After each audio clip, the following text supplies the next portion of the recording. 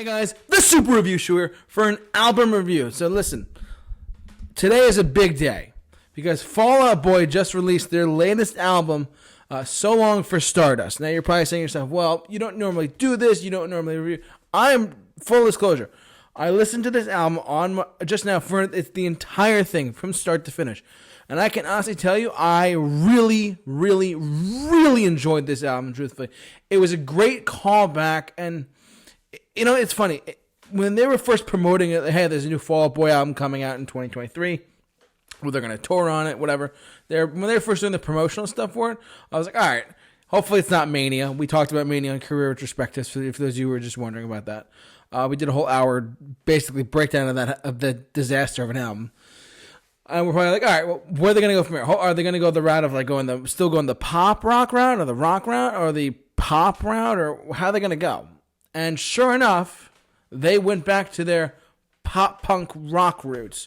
I could not be any happier that they did this. Now, for those of you who also may not know, outside of doing this all the time, I actually have another job. I have a real life job. I know, weird, right? I work for a radio station. I'm not gonna tell you which one, whatever, but they do top 40 one of their stations, and they were playing this hit single "Love from the Other Side" all the time on the top 40 radio stations across not just our station, but across the area too. And I'm like, oh my God, this is great. You're exposing people to more guitar-driven music. This is awesome. I'm so happy that they did this. From a commercial standpoint, from an airplay standpoint, radio standpoint, whatever. Right? I'm just excited that they did that.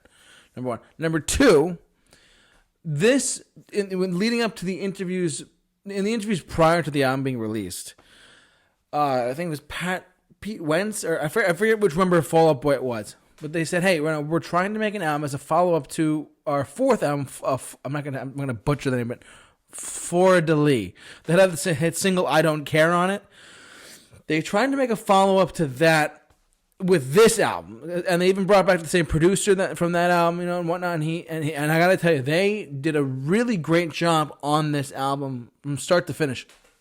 There were some elements that I thought there was like some string elements at some point, and then the opening track is "Love from the Other Side," the hit single off the album right now. And I got to tell you the truth, that song kicks ass. It starts off with some strings so it can build up tension, and then it just gets into the guitar, like the guitar of like just hitting them, playing the guitar, and how they're just hitting it off. Fantastic start to the album. I hope to God we can review this on Career Retrospectives, but this is just my quick review of it, really quick. Love from the Other Side was great. The title track, So Long for Stardust, was great too. Heartbreak Feels So Good. It's a funny story, actually. So for those of you who may or may not know, I'm a huge fan of the YouTuber John Campea. He was long story short, he's my influence why I do this. Look him up. He's great. He's an incredible YouTube guy. He's great. Movie news. But it's funny. He said something recently where he's like, oh, yeah, well, Heartbreak Feels So Good. He was talking about the Nicole Kidman AMC commercial. And you see in AMC theaters. And when they first said that that was the second single they got released, I'm like, oh, my God, that is ironic how the two worlds kind of like Heartbreak Feels So Good. Boom, next Fall Out Boy single. How funny is that? I think they based it off of that actual I think they based it off of they may or may not have, I really don't know, off the commercial from AMC theaters. I really don't. That'd be funny if they did. That'd be a small world incident kind of thing. But the rest of this album, like everything from like Hold Me Like a Grudge, Fake Out, Heaven, Iowa, So Good Right Now was awesome. I love that track. The Pink Seashell with Ethan Hawke was a great addition. I Am My Own Muse was great too. They had the Flu Game. Baby Annihilation, the 10 Years song, What a Time to Be Alive, and the title track, So Much for Stardust. And by the way, for what a Time to Be Alive, you can kind of tell that they were touching on like the COVID stuff, how like there was a pandemic going on, and it's kind of gone for the most part, but it's definitely, I'm not getting political when I say this, but it's still out there a little bit, truthfully. I mean, it depends on who you are or whatever, and just be careful out there still, no matter what. But it kind of touched on that a little because from 2019, I'm like, oh, they're talking about COVID. It didn't really turn me off, though, as a listener. I was like, all right, they're just going to do this. And the song was great, though. I really liked the song a lot. One of the things I loved about this record was that it was 13 songs, and each song was cohesive enough into the next one to make it a cohesive album, which is something we don't have a lot these days, that are cohesive albums. Hello, people, get on it. I was floored by this record.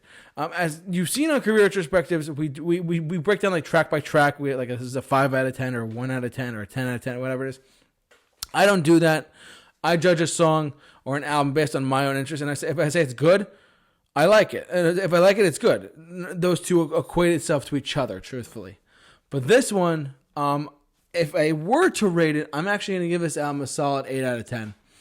I was surprised that Fall Out Boy made a big enough comeback in this way to promote their new album so much for Stardust, and it really is a return to roots for them, because after the American Beauty, American Psycho days and the Mania days of like, hey, let's do more pop rock or pop stuff, or synthesizer stuff, like let's drop our guitar sounds, didn't really do it for me necessarily. I liked a lot of stuff on American Beauty, American Psycho for sure, like Centuries is great. Immortals, that song kicks ass. There's other songs on there too that are just The Kids Are Alright.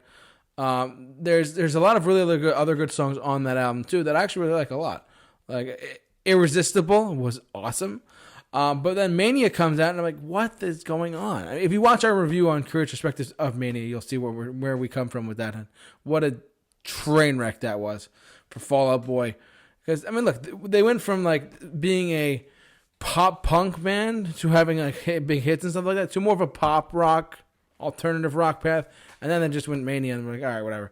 But now it looks like they're actually trying to bring back some of their older songs too. If you go to their set list if you go to their Fall Out Boy set list on, I think it's like Setlist FM, you can see what they're playing. They played headfirst slide into Cooperstown the other day. I think that's the actual name. I forget the name of it offhand. But they played that the other day. I'm like, this is a band that wants to go back to roots, but modernize themselves at the same time. And I love that about them. So, but yeah, solid 8 out of 10 for me. I was in shock about how much I like this. Because coming off of Mania, you're like, get away. But this is actually a really solid album overall. If you haven't streamed it yet, it's out today, March 24th, 2023. Check it out. I did not get tickets for the tour yet. I want to see them when they so bad. I just have to figure out my dates and figure out if it's going to work or not for me. You know, that's just me. Because for those who don't know, when I was supposed to see them on the Hella Mega tour, and Weezer on my part of the tour for 3 dates. Fall Out Boy dropped out because one of the members had COVID, and it's like, damn, I'm not gonna be able to see Fall Out Boy. I can't check all 3 off the list. I gotta check off only 2 off the list. It was a bummer. So Fall Out Boy, you owe me. I gotta see you guys at some point soon. Well, hopefully I can at some point. That'd be great. But what do you guys think? Have you heard the new album by Fall Out Boy yet? Jump down in the comment section below. Share your love of this album. Or maybe there's things that you didn't like about this album. Or there's anything that might have scared you. And be like, oh no, they're going back to their guitar. I think going back to the guitar sound was great. But what do you think about this? Jump down in the comment section below. Share your thoughts on this record as well. And don't forget to like, comment, subscribe, hit the bell for notifications as well. But for all of your album reviews, keep it locked on the Super Review Show. The J-Man is off to rock. And we'll see you later.